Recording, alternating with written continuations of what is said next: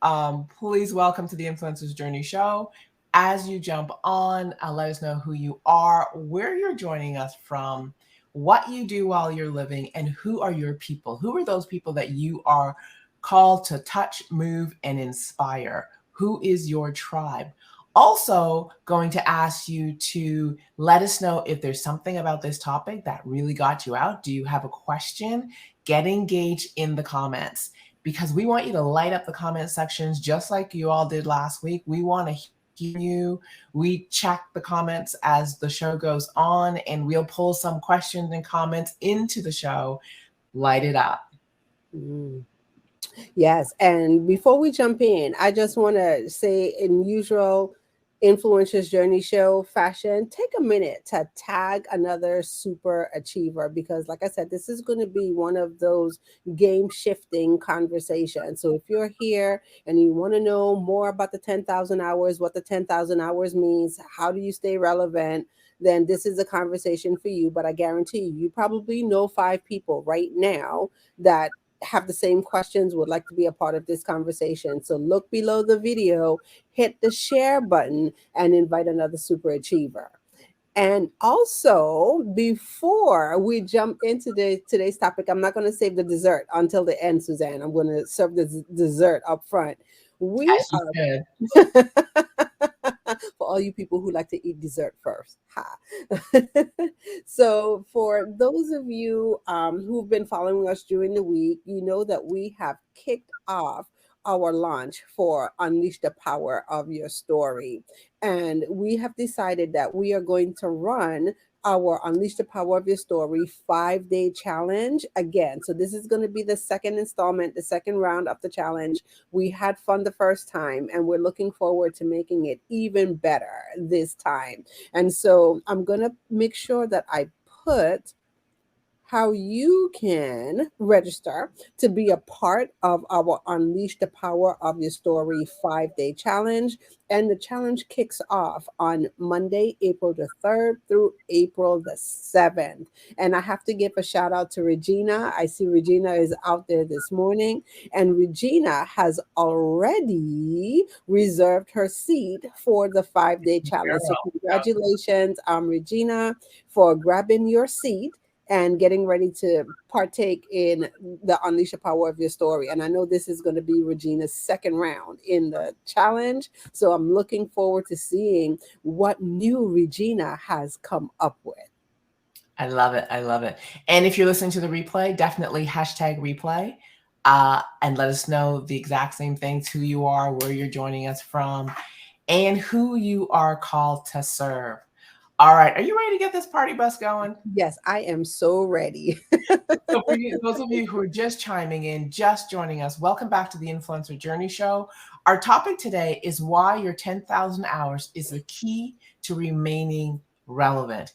And, as we came up with this topic, Taria, we wanted to talk about, everybody's talking about these 10,000 hours. Mhm. You got to put in your 10,000 hours to become an expert. You got to put in your 10,000 hours to do this. And, I like Mr. Malcolm Gladwell. And I like a few other of those big, I call them big brain brothers, Mhm. And one of the things they said is everyone's 10,000 hours is not the same.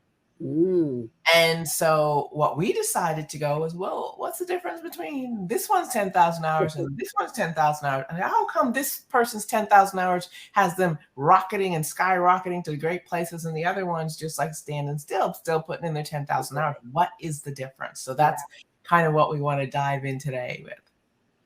Okay. And so I think the first thing that we have on the table is, for those people who really haven't heard of the 10,000 hours theory, what is a 10,000? I'm going to tongue tie 10,000 hours theory. And is it really 10,000 hours? Ooh, you went loaded at the beginning. Second part. So definitely the 10,000 hours theory, the long and short of it, is the belief that it takes 10,000 hours of practice, Mhm. of doing the do, uh, delivering your craft, your program, getting to know what you do, to become what they call an expert. I like to use that term loosely because are we ever really truly experts? I don't know. In the framework of the 10,000 hours, because in my Mm, mind, it's always evolving. So it takes 10,000 hours. And you know, what's cool about that is 10,000 hours is a significant amount of yeah. time. Hmm. It is probably, you know, what people say, it's probably about 10 years. And so, and why that's key is we're talking to many entrepreneurs, we're talking to many new entrepreneurs. And one thing, Tria, that I notice is people jump into this arena and they have an idea.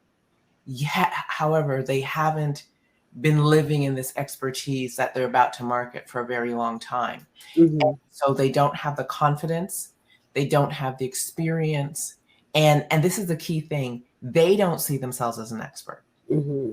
And I think one of the key things that I know about using these 10,000 hours is as I evolved in my practice, notice the word I'm using, my practice, I became more confident, more Right. competent, more self aware. I became an unconscious competent. And what happened began to happen with ease. And in mindset, there's this whole concept of concentrated effort and the ability to concentrate and focus in one place for an extended period of Mhm. time, has it become what I call part of you. Yeah. And so oftentimes, if we're not in that place yet, the people who were attempting to have journey with us can feel it because it's on us. So Right. that's one of the things that's really key about the 10,000 hours. Yeah. So I love that you said that it's equating to 10 years because I remember when I first heard of the 10,000 hours way back when I first started my journey. I was just like, what the heck, 10,000 hours? That's a lot of time. But when I started to really take it on, it's really saying, am I going to give myself the opportunity to truly learn something? And so I've seen it, I've experienced it with other entrepreneurs who started out on the journey, and they get all excited and they're like, yes, this is what I want to do.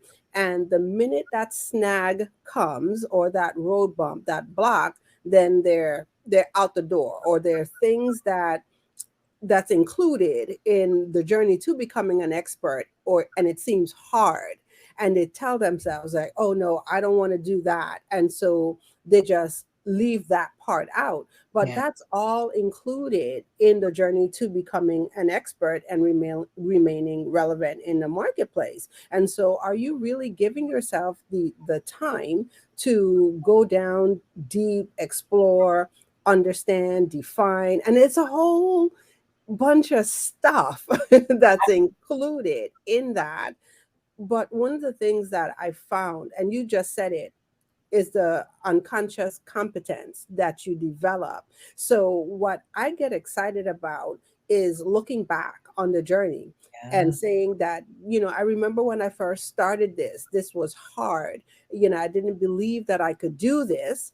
And then it becomes like I know it, like I know my first and my last name. And Right. so that's what we're talking about. Are you willing to put yourself in that situation that will give you the opportunity to grow, know your subject matter inside and out, learn some things. So when you're out there in the marketplace, people see you as the expert.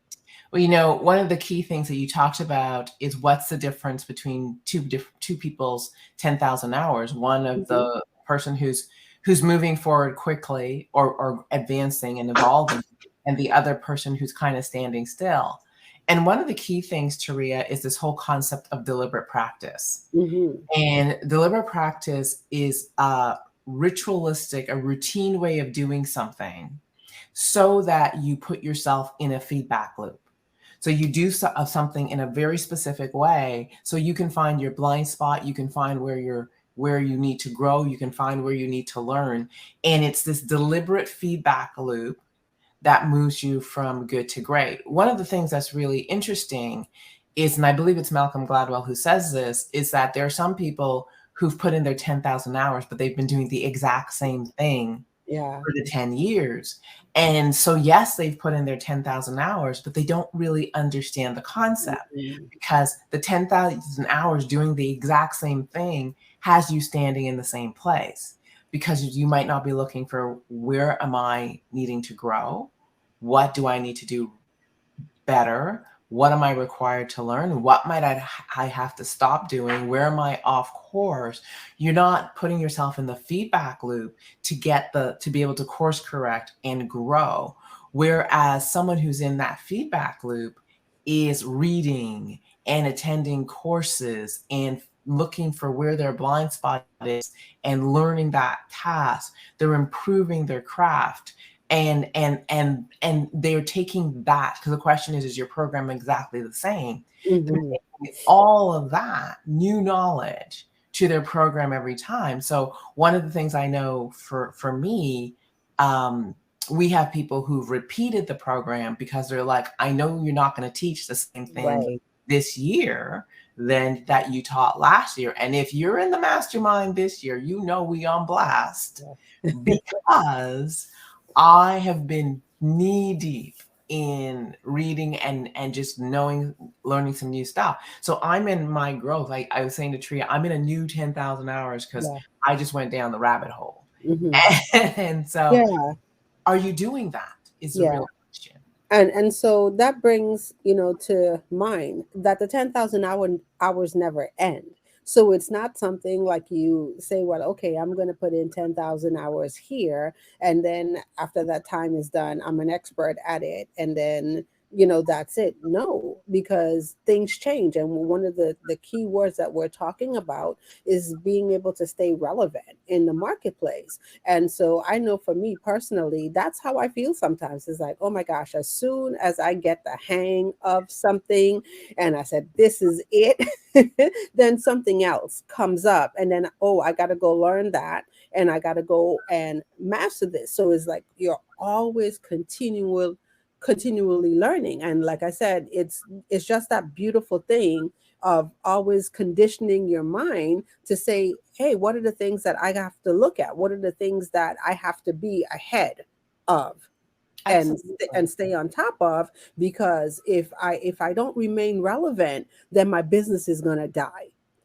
Hmm. Okay, and so that's the key. That's the thing that we're talking about. So to me, it never ends. Is like the principle you talk about all the time, the lifelong learning principle. You're always on a journey to continuous learning.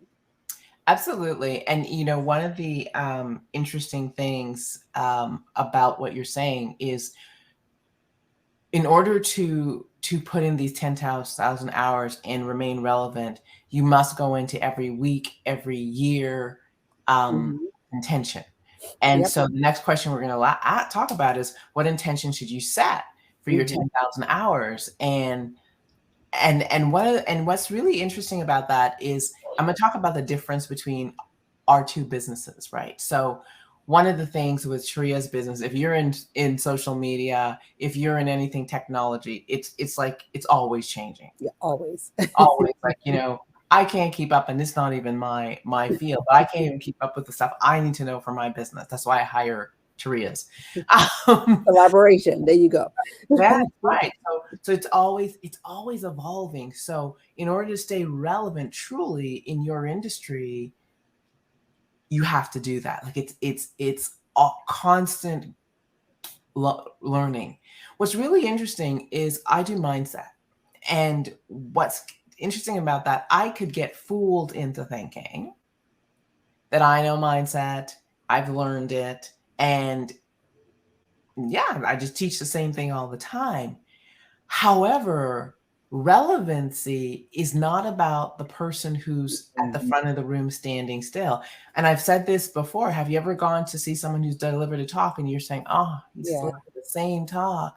I heard this twice already. And so he's not remaining relevant to you because there's no new information. There's no new way of presenting something. So what's really interesting is sometimes those of us who are in professions or have businesses that seem like they're not evolving as quickly as social media, they're not evolving as technology, and they're really based in intellectual property, we still have the charge of how do we Right. make it relevant? So what intention do you set? So I know Taria and I, we went into 2023 with like clear intention. So for me, it was really looking at mindset at a deeper level. And I got into those 12 universal principles. I got into the history of mindset, like where it comes from, biblical practice, like all sorts of stuff, and all the layers of mindset. And I keep telling her, they're blowing my mind, blowing my mind. So I'm arming myself with new things, but I set the intention and made a list of books, talk to people about what should I read, where should I look, what do I need to do? And now I'm down and I'm going deeper into my knowledge because I need to stay relevant. And relevance to me is, where am I going this year? Where am Right. I moving my business to? And I always believe that people follow leaders, and leaders are leading the charge, moving forward in their specific area of expertise, and they've got something new for you. Yeah. Yeah, I love that. And as we're talking about setting the intentions, one of the things that came up for me is being able to accept correction. Yeah. So how well do you handle feedback? And I know that that was, it's always one of the underlying things that we have in our conversation. How well do you accept feedback? What do you make quote unquote, failure, mean? And so a lot of times people take and they, kind of hold, things as failures, and it's not failures. It's just your opportunity to learn and grow. And I love that you brought in the mindset piece, and you're talking about mindset, because mindset is everything. Is when you shift your mind and you give yourself the opportunity to reframe some things, then the challenge takes on a different look. You get excited about things. And so is being able to take a look at the things that you're doing while you're learning, while you're in deliberate practice, seeing the things that work, the things that don't work, and then how well are you handling, the feedback, and are you taking that feedback and going off to make something better? And so that's all included in the 10,000 hours. And so, like I said, it's the journey, and it's a continuous journey. So it's like you don't get there and then you stop and you say, I've mastered it, because there's always something new. Absolutely. And, I remember when I first started working, and feedback was not something I liked to get. And Hmm. I think everybody, most of us start with it because we have a lot of meaning around it. And I remember um, submitting a report to my supervisor. And Taria, this report came back. I think there was more red on it than there was black with the ink. I was like mortified. So I go and I do all this stuff, and I submit my next report, and it comes back with just as much or more red ink. And I was like salty about it. I Mm. was like, she don't like me and she picking on me. That was my mindset. Hmm. And I remember having a conversation with her, and she said, first of all, I don't need to like you. What? Offended. What do you mean you don't? Everybody like, I don't need to like you. She goes, I need to respect you though. And she said, my job is to make you better, period. Hmm. And I always remember that because she took such a stand for me in terms of my greatness that I didn't know was there, that it was that constant feedback loop. Right.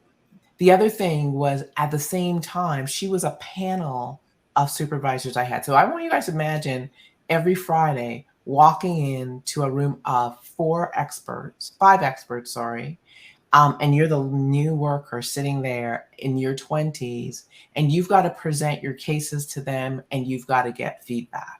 Hmm. I didn't like feedback. I got over that really quick because probably my first 6 months, I was so intimidated because I was hearing everything from right, wrong, good, bad, failure, not failure.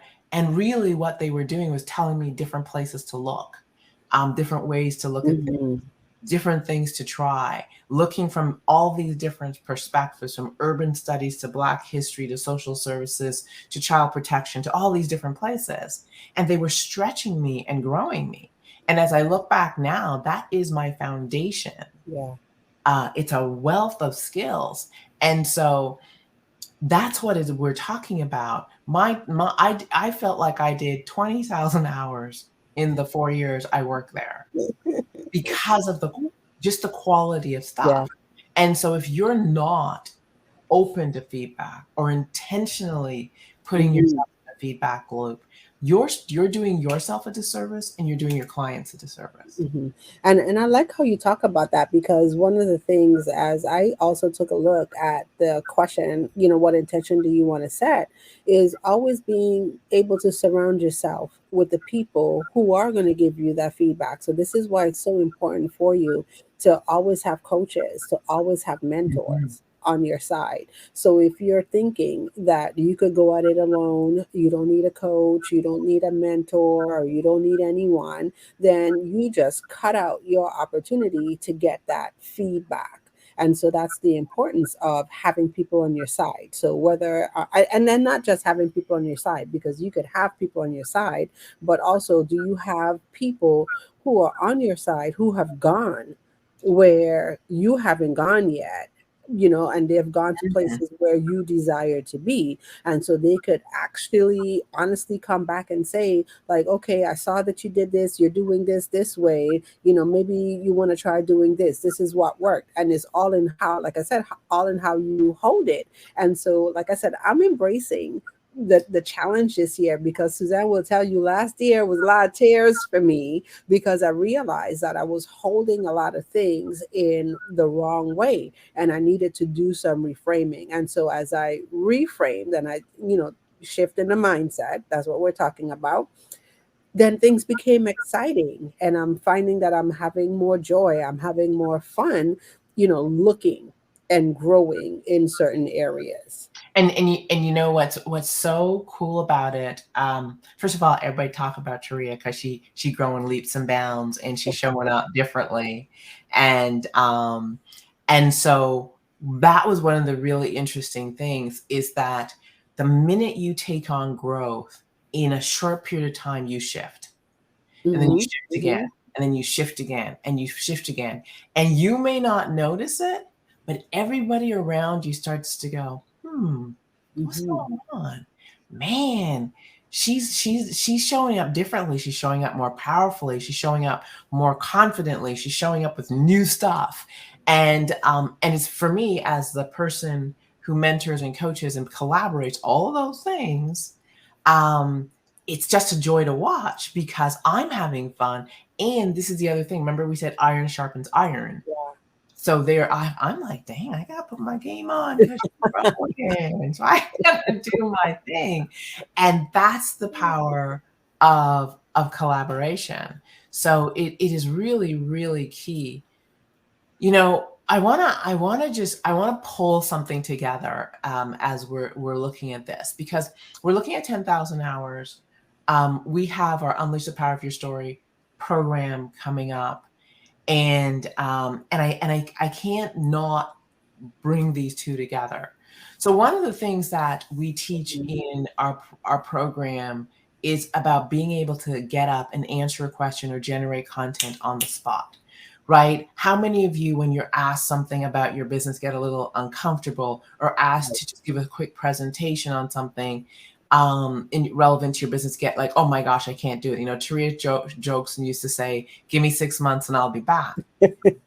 I want you to think about that for a moment. So, one of the things that, I always say to everyone is that someone who is able to teach from the front of the room, stand in front of a boardroom and look confident and look and have influence and have their words move people and all those things, it's because they've done two things.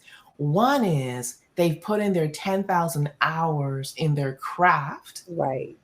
and they feel and look competent. And what I mean by competent is they know if you ask a question, they can just pull content without Right. a slide, without anything. They can just pull information from within them because they walk with that certainty. But this is the other part of it. They also have 10,000 hours in able to be able to speak to their craft, which is the speaking part. And so they are able to articulate what's important about their business, their brand, why they're different, why they're unique, all these things. And they pull those two together.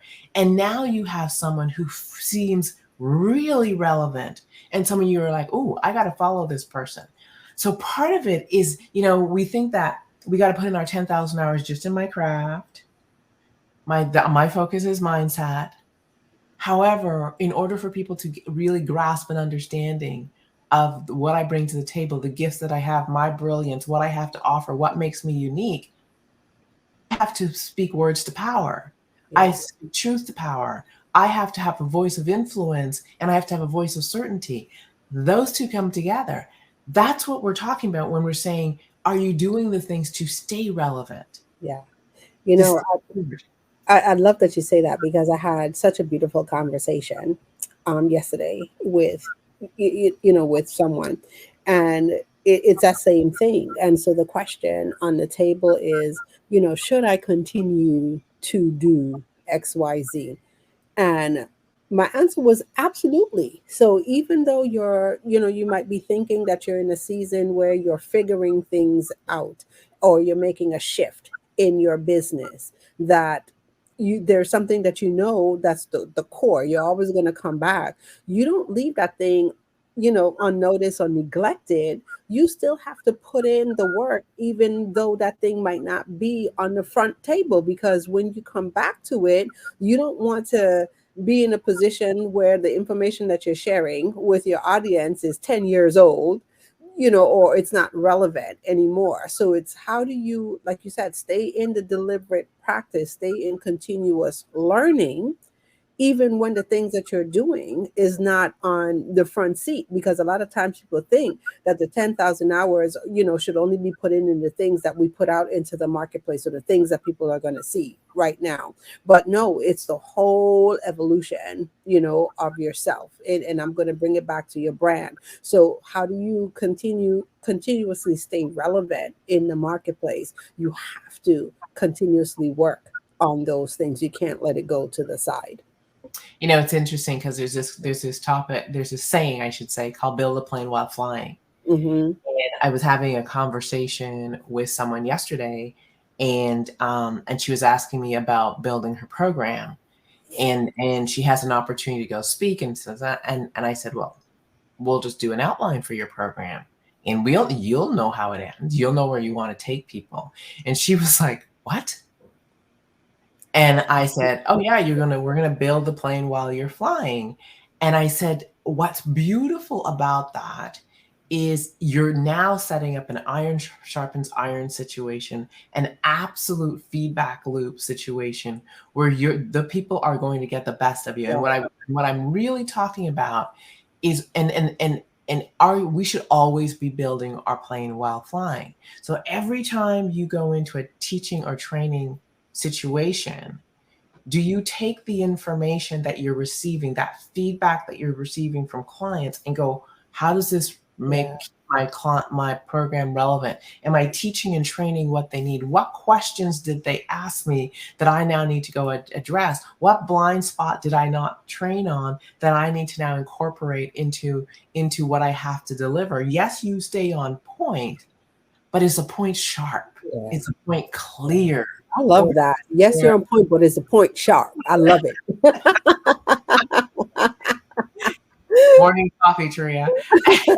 And so, is it that you have done everything in your power to articulate what people need to grasp in order to move? And so when you're in that constant feedback loop and you're always building the plane while flying it, now you set yourself up to stay relevant. And those 10,000 hours, man, do they matter. Yeah. Never ending.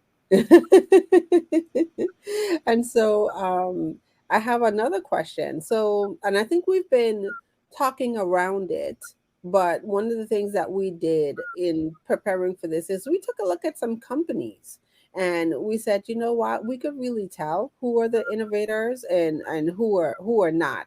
So why is it that some people's 10,000 hours help them to remain relevant while others fade? I think we've kind of talked around this in that um, it is it is really how you do your 10,000 hours. Hmm. And are you doing them in the same spot? Yeah. And we've all met that person. They've been in business forever. However, they're doing the same thing, or they've been in a position forever and they're doing the exact same thing, and they go to work and they're on autopilot. They're no longer excited. Mm. They're no longer growing, and they're really just clocking in, getting a paycheck and going. And then you see the person, and this is the distinction, then you see the person who's goes to the same job, learns it, masters it, and then goes, what's next? What else do I have to learn? How do I make this better? How do I make this?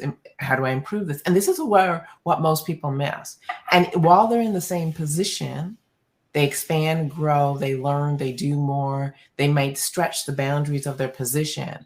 But when there's an opportunity for advancement, it's not the person who's standing still that Yeah. gets looked at. It's the person who's pushing the envelope and open to trying new things and doing more and growing and learning. And because they're already in the leadership process. And then they get the next position and they're like, ooh, okay, let me just learn this. Right. And then how do I need to grow? How do I need to learn? What do I need to do extra? What can I do to expand this?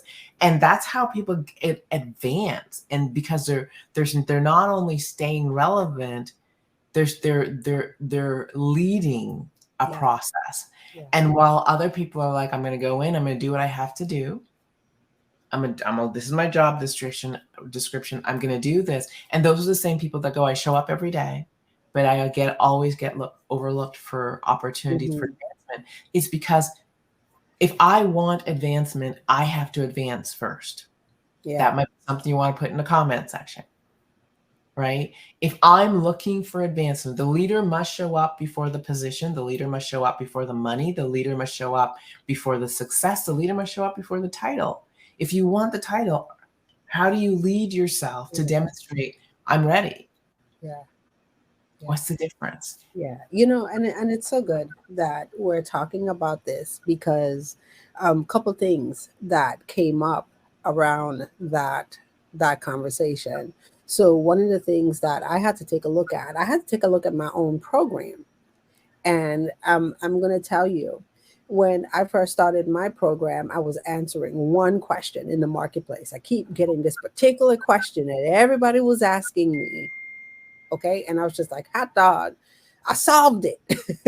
This is the answer right here. And I built a program around it. And now we're what? We're how many years, Suzanne? 3 years? Four Mm-hmm. years? 4 years into it. And it's like, something needs to change here because stuff is changing in the marketplace. And I had to actually catch myself in the vein of, holding on so tightly Mm-hmm. to, what I believed, or, that thing, and ask myself, do I have to, how important is it for me to hold on to this one particular idea, or should I shift in the Mm-hmm. idea? And it took me some months to kind of explore because it's kind of bouncing back and forth in my mind. And it's that thing. So are you holding on so tightly, when it comes to your program, when it comes to being a leader in a marketplace, or are you willing to accept change? Absolutely.